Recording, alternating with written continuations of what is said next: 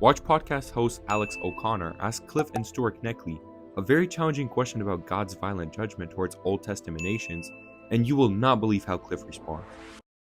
Do you think that this grace, this omnipotence, this love and charity of the Old Testament God is expressed in the instances where he commands the complete obliteration of entire nations of people, including the women and the children and even the animals, at multiple points throughout the history of the Israelites trying to conquer their holy land, which is promised to them by God, such that if anybody is already living there, they're driven out, and if they refuse to leave, they're chased out and they're killed, and then they come back and they kill the women and the children.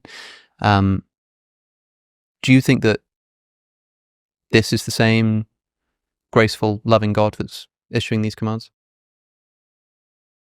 No. Instead, I think we've got to read very carefully. First point, do I allow God to judge? In my culture, that's unacceptable. And yet the Bible insists God does have the right to judge. Second point, is exaggeration being used? Is hyperbole being used in a lot of those passages? Yes, it is. Because clearly, obviously, many of those people who were supposedly all wiped out appear in the next book. So you know that they weren't all wiped out. Mm-hmm. Thirdly, you look at the archaeological evidence for Jericho and Ai, and you begin to realize those were probably smaller fortresses. Yes, Rahab was in there as a prostitute, but those were not just families and women and children.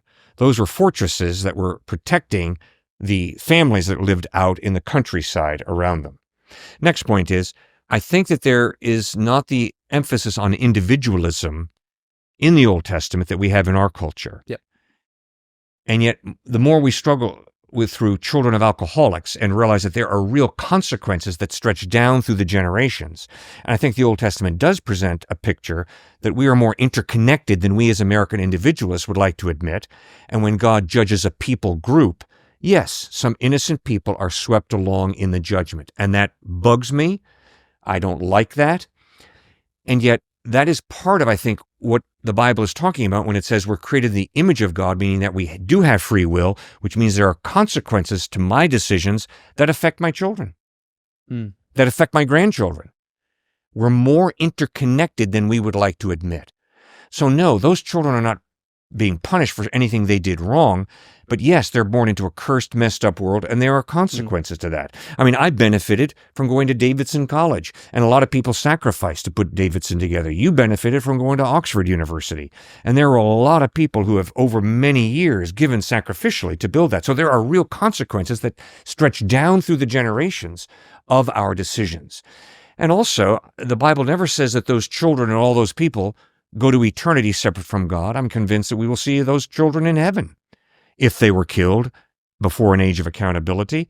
So the justice of God will ultimately triumph. Yeah.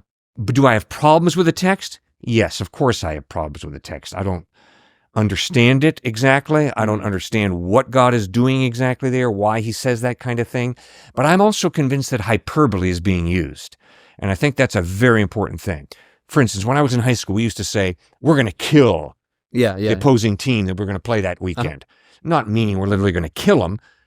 And the whole idea of, in the Hebrew herem, H-E-R-E-M, of clearing out these people from the promised land. The whole idea that God had given them over 400 years to repent, and they had chosen not to, and now God clears them out. You know, I think it's a complex issue, more complex than the person would allow it to be, who just says, I just can't believe that God would do something like that.